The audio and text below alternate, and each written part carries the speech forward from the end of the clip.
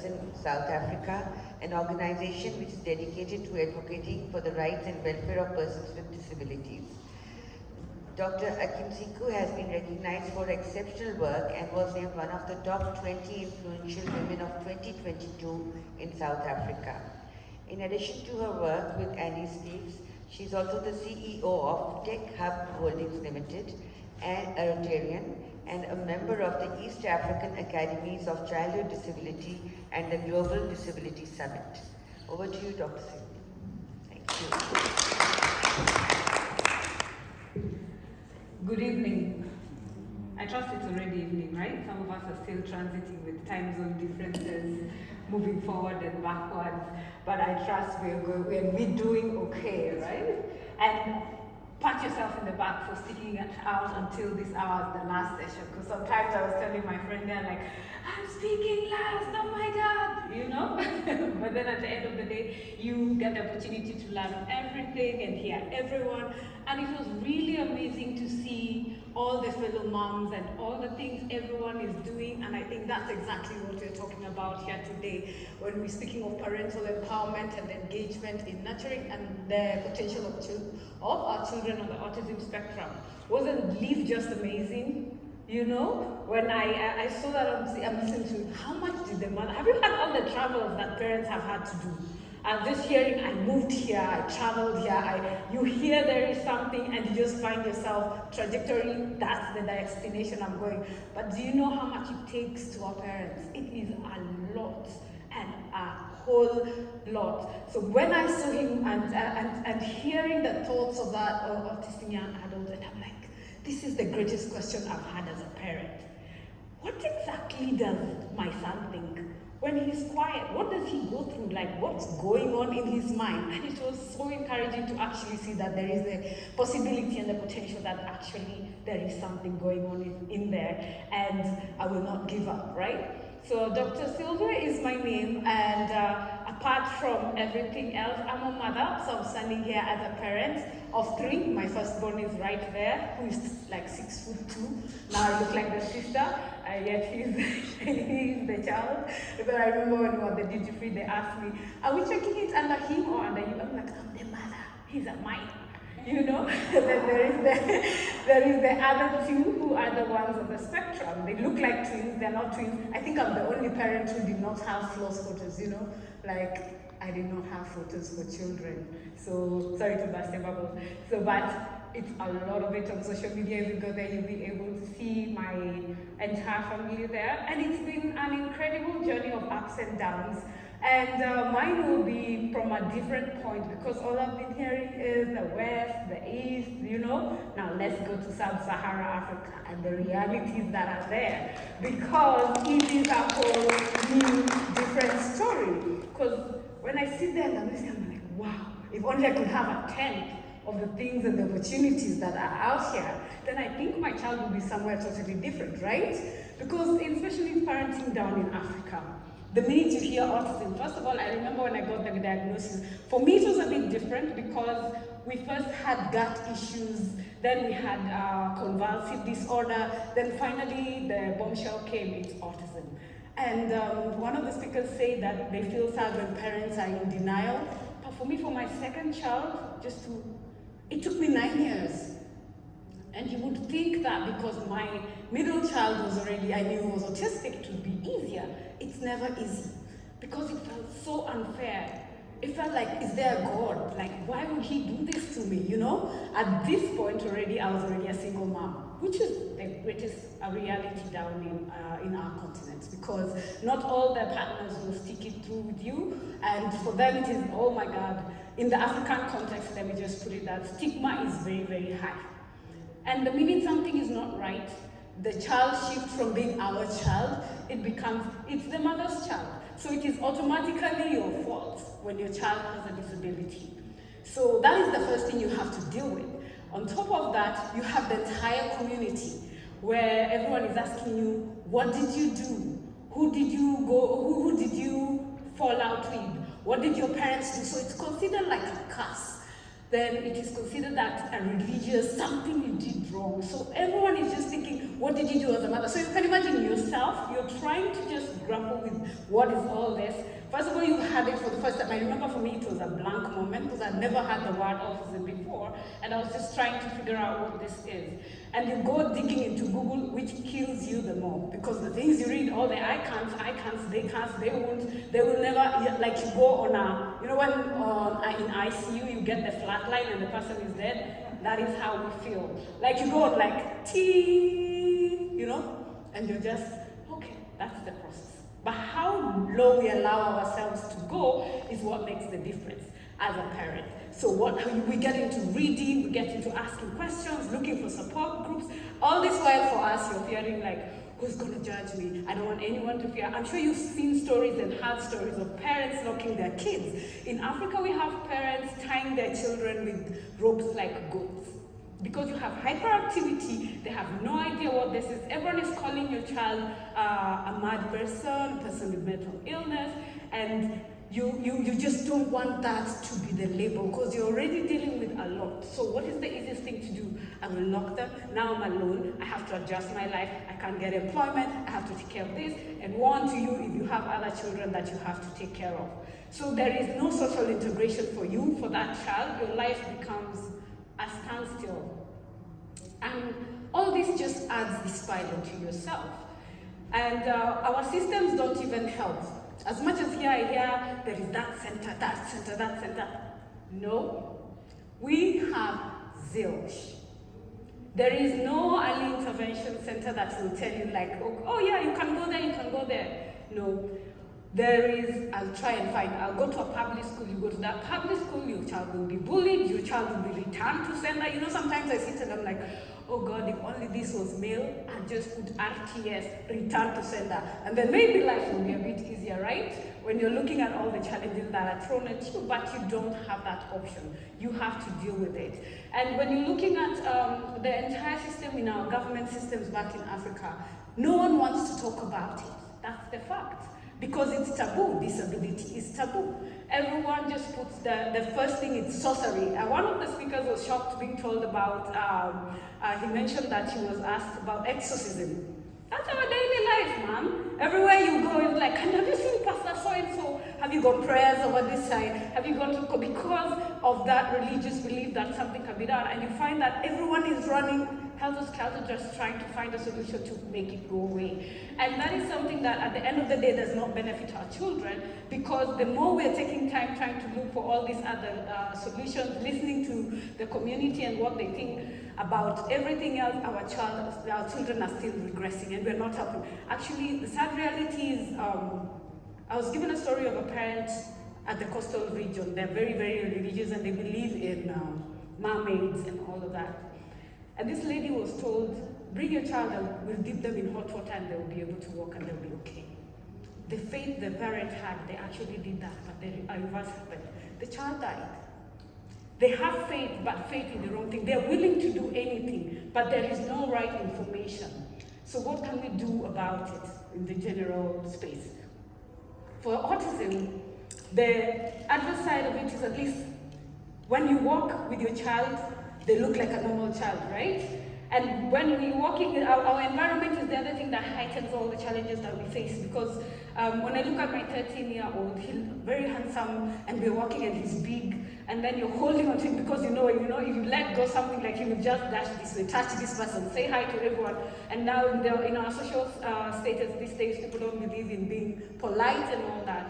So they're looked at like being different, because even if you're looking for inclusion and you say, oh, we need special provision maybe in lining up because there are heightened limitation in waiting and turn taking and etc., people don't listen because they're like, but he looks okay. What are you talking about? He looks okay, and people are not aware. So we are, as much as everyone else is discussing acceptance, we are still stuck in inclusion and awareness, especially awareness. The gap in Africa for awareness is still very, very intense. And for us as parents, we usually go through the cycle. We find ourselves as parents, especially as children, it's something that we cannot change. But there is something that we can't change, how we go about it. We allow ourselves. As a mother, I always say, when I'm speaking to fellow parents, I'm saying, let's allow ourselves to go through the motions. When you get the diagnosis, accept. It will not be instant. Let nobody lie to you like, tomorrow I'll sleep and I'll be okay. Everyone has their own time to deal and to process. And the entire community, what you can do is just understand, support, hold my hand. Let me cry when I want to cry, because we cry a lot. You never see it, but we cry. And we go through depression. I can tell you, there is a time I tried to commit suicide, and God decided, no, it's not your time. And now I know why I had to continue being here to be able to do this. But you know, it feels so overwhelming. And that depression, when you're thinking about, the thing about mental health, when you're going through depression, everything makes sense to you. You feel like it will be better if I'm not here. If I leave them, the parents will take them. They'll be much better. I can't deal with this. You know, I can't. And as you're doing your execution plan, it's okay. Trust me, everything feels right at that point. But everyone will continue blaming you. And there'll be a lot of rejection. And the one that's usually most painful is that person who you made these children with, walking away from you. But you have to continue with this journey. Sometimes I'm like, I wish I was a man. You know, I would have walked out and it would be so easy. And no one will blame you. Try walking out as a mother. Everyone will come for you. And that's the reality. People, there is that, what do we call it? Double standards, where like, oh, it's okay for them to do this, but it's not okay for you to do this. But you see, at the end of the day, as parents, we are women. But what we need to do is go through the sequel, understand that it is okay not to be okay. It is okay to talk to someone. It is okay to go and read. It is okay to also get into a community and people who listen to you, people who understand your walk. As much as your walk is not going to be like everyone else. Because sometimes all you need is someone to tell you, take a nap. Mercy. How many times have you just wished, like, if someone will tell you just 1 hour, you know, like, I can actually sleep for 1 hour, because the journey is not easy. You're always running from this person to another person, just trying to be there for your child. I'll tell you one story why I put attitude and communication there. This is directly to our service providers. You spend maybe 1 hour with my child, I spend the rest of the time with that child. And there is a lot of other things. When you see me as a parent, there is a whole lot of truckload of things that I am dealing with that maybe you might not be able to see, but you will just see me when I am there with you. So I'm already separated. So I have 3 kids, 2 who are the same. This one is already displaying the signs and symptoms of autism. I'd been given the first diagnosis. I said no. I had done CT scans, I'd been put on anti-seizure meds for the middle child. The last one also, we were getting febrile convulsions. I have to see a neurologist. And remember, all these specialists are people you've never had to deal with before. So you're still learning who is what do they do. And I go to this neurologist, I'd gone to another one, it was medicine, and nothing was changing. So I changed to this other, more experienced person. And I went there and I was like, I don't have medical insurance, so kindly, please. My son is not well, but, because it was, why did you come for the last session? Like, it's $45 coming for a session. And I'm calculating how much medicine, we're on Epilim, we're on Keppra, this one is on, also on medication and is being put, and I have to bring both of them. And when you're sitting and doing your mathematics, because I had to quit my job, like most of us have to do, and you have to deal with raising these children. And you know what the doctor told me then? What are you doing here? You know? You're the doctor. I came to see you. I just want to know, what more can I do? But because I said I cannot afford this, you're asking me, what am I doing here? A little bit of humanity goes a long way. Just empathy from our professionals. Because sometimes, I think as a parent, it would have been easier to say, what are you going through? I didn't need more judgment on top of the judgment that I had. Because 1 week later, we were back in HDU with the child having had convulsions, and the doctor didn't show up. That's your doctor. That's the person who I'm committing my child's life into his hands. And he did not show up, just because at that point, they remembered, oh, she doesn't have insurance, she was struggling with funds, and little did they know that I had already tried to figure it out, and I could have afforded it. But trust me, that was the end of that relationship. There was no going back to that neurologist. But as much as everyone else said, oh, you're the best, but for me, that drop of humanity and understanding is all that I needed at that point. Because when you're walking in and you're just you by yourself, just trying to do what and to try to navigate and trying to understand, compassion is all you need. Because it would have been some different situation which was someone they felt was going also through mental health.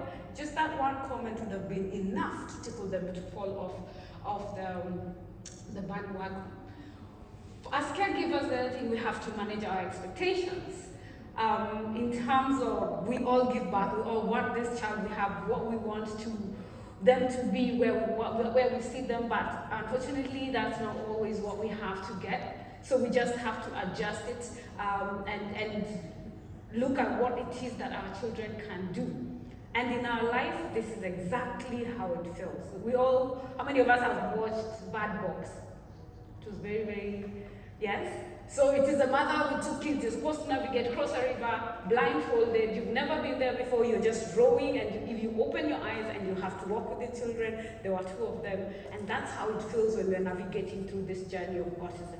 Because there is no guidance whatsoever. You don't know where you're going. You're just trying to do the best you can. And you've heard from my previous speakers, like they said, I've gone here, it has worked. This has not worked. I've tried this, I've got my job. But as a parent, we go the extra mile. We try and do everything we can to be able to make sure that our kids get the best of what is out there.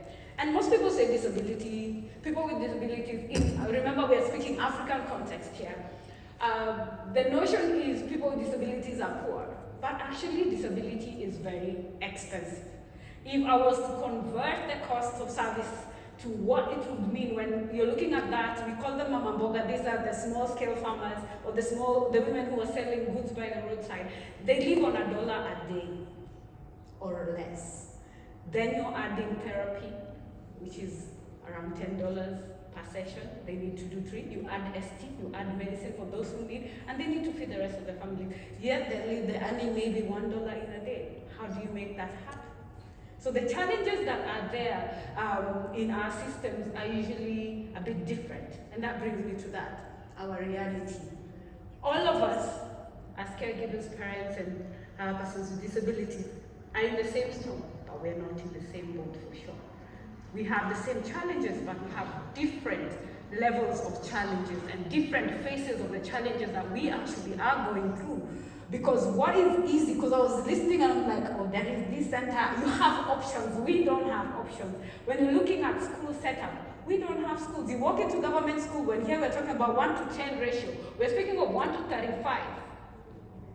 And that 1-to-35 class, there is nothing else they're doing. They're just being put together, and you have one teacher who's supposed to manage children with all different variances of autism, others with cerebral palsy, others with mental health challenges, but it's a special unit that has to be there. But according to our systems and our government, when it comes to children with disability, it's a tick, because we have a special unit. It's basic, we've ticked the box. Yes, we are part of the Great Six, we've signed. We're very proud to say as a country. Part of SDGs, tick. UNCRPDs, tick, and we're very proud of it. But when you go down to the ground, it is a totally different story altogether. Our classes have no equipment. When I come to look at OT items online, and I'm like, this would be so great. And you're like, okay, where do I even start? As easy as it is here, go to Prime, go to Amazon, click, it is delivered. That does not exist. I will wait a month. If it comes in one piece and the tax they decide to put on top of it, that is it. So the choices are very, very limited for us as parents. And you find even as much as you see, when I was in the UK doing my research, because my sister is there and she has a DS child, I had the opportunity to walk into a school. And I was like, holy shit, free education? Man, you have actually an IEP that works. Like I sat in an IEP and I'm seeing, social worker, this is the heart surgeon, this is the report from, I'm like, my IEP goes like this. Your child couldn't, wouldn't, will be able, will try, let's try, this one will not, how is it at home, and that's it. And that is where we are saying, those are our special schools and those are the places now that actually have tried. An IEP is a box that is ticked in some schools, and some of them actually don't even know what an IEP is. So when you're looking at the entire structure and the entire environment of how to bring up a child, trust you me, back in Africa is a whole different story altogether. But when we're talking about parental empowerment, we're talking about us parents have to come and now bring the change. We're looking at the equity that we want. What we see out there is what we want back at home. We want to come and form collaborations. We want to come and see and learn and benchmark and go home and do something. Most of the things we've heard about, it is parent-led, right? All the things and the beautiful things we're hearing and intervention, it is a parent who was affected. They were affected enough to want to create an effect. And as we're talking about equality and equity, back home it is all of your people with disability will do this. We actually have, this is very controversial. I sit in the National Council of Persons with Disability in my country, where I'm talking about we want to see change, we want to be included as the neurodiverse community, because neurodiversity did not exist. When you tell anyone about neurodiversity, they'll be like, what? Autism, what is that? So they do not know. So it is upon us as caregivers to educate. It is upon us who have learned and understood and accepted to go back to the grassroots to actually educate everyone around us. And I always say that in the statistics have it that 1 in every 20 children has a disability. What does that mean? Do we sit and just say, oh my God? Let's look at the other side. That means for every 20 children, you have at least one teacher for them. So let's change how we look at it. Let's not feel sorry for that one child, but look at it that now we have an opportunity to teach the 19 children practically about what disability is. And the earlier we start, the better. For parents, sometimes you always feel like there is nothing I can do. No. And as we heard about earlier, one of the speakers saying that the child was being mistreated in school, but other parents were being quiet. As a parent, it is upon you. You are the mouthpiece for that child. It is you to speak up. It is you to say, this is not right for my children. It is you to stand up and say, enough is enough, we want to change. Because we have the power to do that. But if we all, because all I'm saying is, we want to stay within our circles, our parent circles, we sit among, we cannot do this amongst ourselves.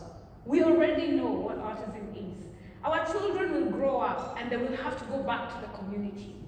But if we keep talking and just talking amongst ourselves, we're not going to bring the change that we want to see. We're talking about our children being in the system. We're talking about our children being integrated. We're talking about our children being part of the community. But they cannot be part of the community when we've created our own enclosed communities where no one else understands how to coexist with our children. So it is upon us to make sure that that neighbor of yours understands what autism is. And you are the awareness champion. You are going to be the mouthpiece and the voice for your child. So when anything does not work, it is you who's supposed to stand up and say that this is not right, we deserve better. And at the center of it, when it comes to service provision, you know, I think if you tell me anything to be done that a child needs, I think I know how to do it. And that's what being a parent means. You become so empowered that you can do anything. When we're talking about being a superpower, why I want to do this tattoo, someone asked me, why would you do that? I'm like, but that's my life, all right? It has a heart, and my heartbeat, and my superpower side. I'm like, how is it a superpower? Because I was able to discover so many things I did not know I could do. When it comes to being the barber, today my son does not feel like it because sensory issues, it's okay. I'll buy the barber, I'll do the shaving in my house because I have to. I'll understand him better when he does not feel like he has to be in the crowd. I will calm him down. You have to learn, we've heard about homeschooling, quitting your job to do it at home. That means I will not teach to save my life, only adults. Children, but you try, you don't have an option. You have to become an educator, you have to become that doctor. You trust your gut, you trust your instinct. When something is wrong, you're the first person to know. When you're sitting in that session with your doctor, when you need to be heard, because you're the one who knows when if they did not sleep well, you're the one who was in the house. So when you're going for all these services, you have to be that accountant, you have to be that note taker, you have to be the one following the program and ensuring that you know everything. So let yourself be empowered enough to be able to have all these things, as much as it is tiresome, as much as sometimes we just wish we want to wish it away, but it is our reality. But remember, you are the main expert. You are the one who they look up to. And when we empower ourselves, trust you me. Hey, you saw it read doctor, right? She said doctor. I know you've had so many doctors today. Me, I'm a doctor from hard knock because I've raised 2 kids, 13 and 11. Combine that, I have 29 years of experience in real life autism bringing up and doing change in the community. I would not have done all these things. Yesterday I was a different person. You saw me with a sash, Miss Africa. Do you think that's something that at my age, I'm actually going to turn 40? It's something I wanted to do, but it was just a means to an end. I sacrificed my 3 years to go for this pageant at 37 so that I would get a platform to be able to stand up and for my country to listen. There is a difference when I write a letter to the head of state and say, Miss Sylvia Muchabu. There was a difference when I wrote a letter to the First Lady and I say, Miss Africa Elite 2020. They replied. So we do a lot of sacrifices. We change our lives. We sacrifice things. We learn things we never thought we could even do just to get the means to be able to get our children had, to be able to pursue the course we had. And I'm very proud of UAE. I got to the airport and I'm like, I'm seeing autism, I'm seeing a cab, I'm seeing autism. Do you know when we are organizing our events, even a corporate, you speak autism and they're like, what?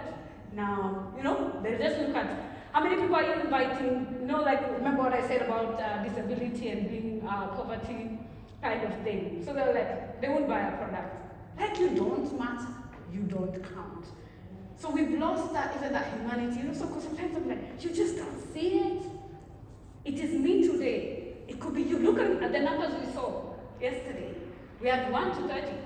You've not finished giving back. You have a daughter who will give back. You don't know when it will come knocking to your door. Sometimes when you post on Facebook, you're talking about, when I talk about me, my kids, where we went, everyone will be like 100 likes, 200 likes. When I say autism, this, 10 likes, 5 likes. But you see, behind the scenes over time, what I've seen, I will have that one person who will slide in and say, Sylvia, I got diagnosed yesterday, what do I do? What do I do? I'm like, did you like my post? I'm kidding.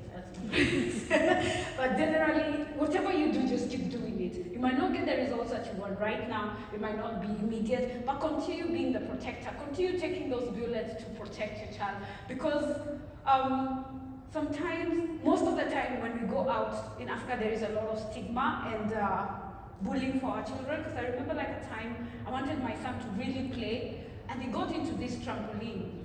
They went all of them. And the kids came out because he's drooling, he doesn't look like them. By his age, he's supposed to be talking, he's not talking to them. He does not have enough fine motor skills to jump in the trampoline. So he was sat, depending on their jumping, to give him that up and down motion. But they all left. I was watching. I think I felt like dying. I went back. I got him out, pretended I took him for a walk. After a while, the kids went back. I took him back. Before I went in, one kid asked me, why is he weird? So as a parent, I'm sure you know how that feels. You feel like you've been stabbed, but you swallow that. And I'm like, what do you mean? She's like, why is he not talking? Why is he drooling? He's a big boy, he's not a child. But that's the reality, they don't know. But every opportunity you get to become that mouthpiece, every opportunity you shield your child so they don't get to feel that pain. One thing I always say, I'm very proud of my firstborn. He does not even know this, but one day I was in bed on a Saturday. It was the only time I could rest. There were all of them playing. Then one of the kids said, come for a birthday, but don't come with your brothers. Do you know what he said? It's all of us or none of us. You should take time to learn who they are and you will see they are okay. Daniel, I appreciate you. Okay?